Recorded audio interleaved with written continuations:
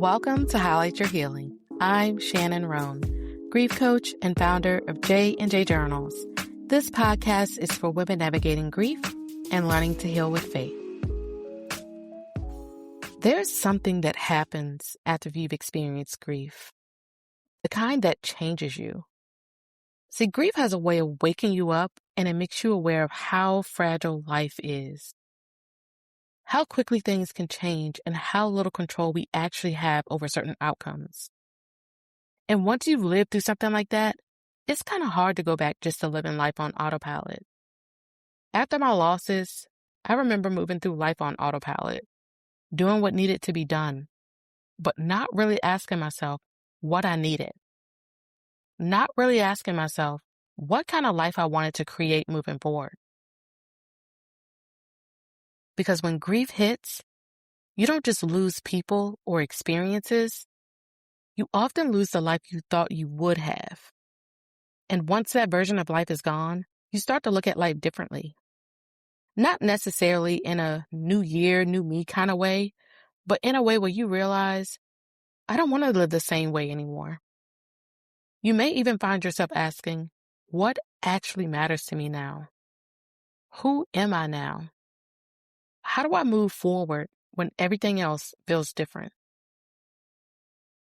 See, living with intention after grief doesn't just happen overnight. It's a decision you slowly make over and over again. And eventually, there comes a moment, and it may come months or even years later, when you realize, I don't want to just survive this life. I want to live it. For me, that moment came when I realized I didn't want my days to just pass by. I didn't want to stay stuck in survival mode forever. I wanted to live in a way that honored my story, but also honored the life I still had. That's what intentional living after grief really is. Not pretending the pain never happened or forcing yourself to be positive. It's choosing to live on purpose, even with the pain.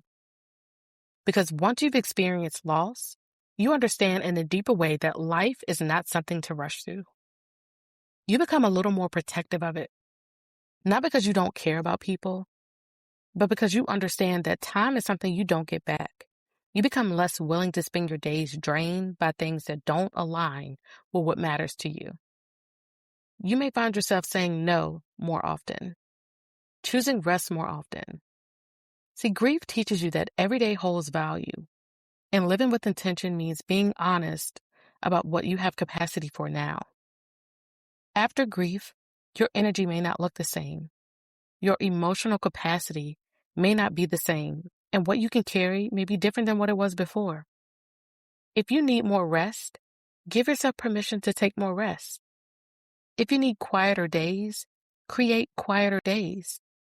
If you need stronger boundaries, start setting stronger boundaries. See, living intentionally after grief means you stop abandoning yourself. And just know, you're not required to operate at the same pace you did before life changed. Another part of living intentionally after grief is being more present.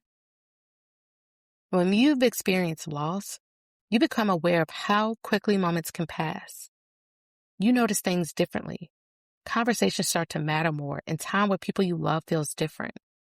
You start to realize that being present is more valuable than actually being busy. It's easy to move through life distracted, thinking about the next thing, the next task, the next responsibility. But grief teaches you to notice what's happening right now. Notice the people in front of you. Notice your own needs. And notice when something feels meaningful. Intentional living isn't about doing more. It's about noticing more. It's about asking yourself, am I actually present in my life? Or am I just moving through it? Living with intention also changes how you care for yourself. After grief, many people realized they were running on empty for a long time. You were doing everything for everyone else without checking in with yourself. Pushing through exhaustion without slowing down.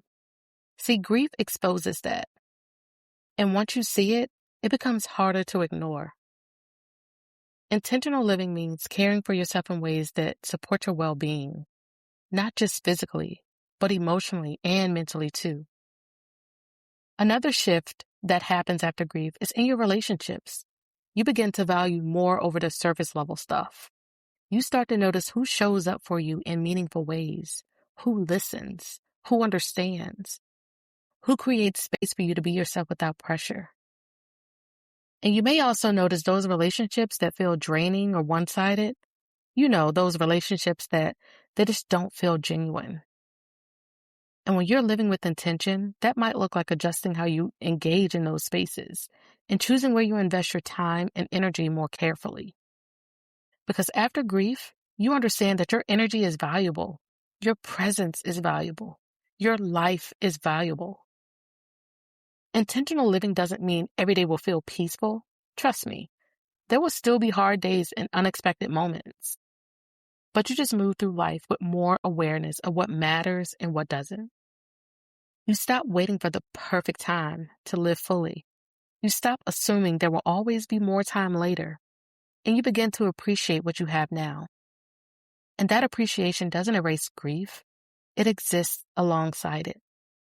You can still miss what was lost, still have moments of sadness, still carry memories and emotions, and at that same time, you can also choose to live with intention. Those two things can exist together. If you're wondering where to even begin, start small. You don't have to reinvent your entire life overnight.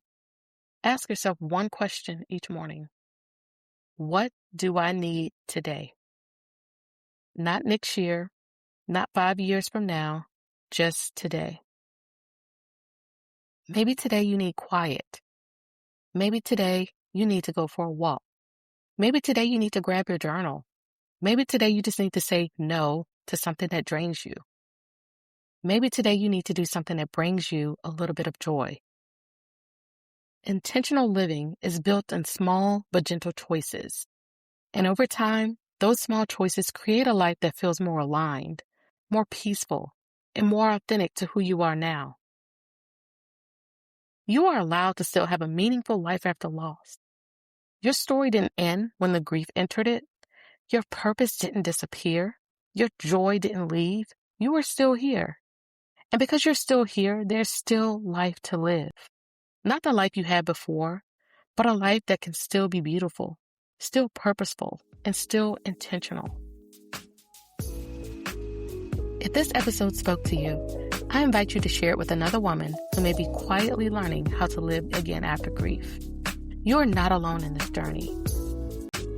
Thanks for listening, and remember to keep highlighting your healing.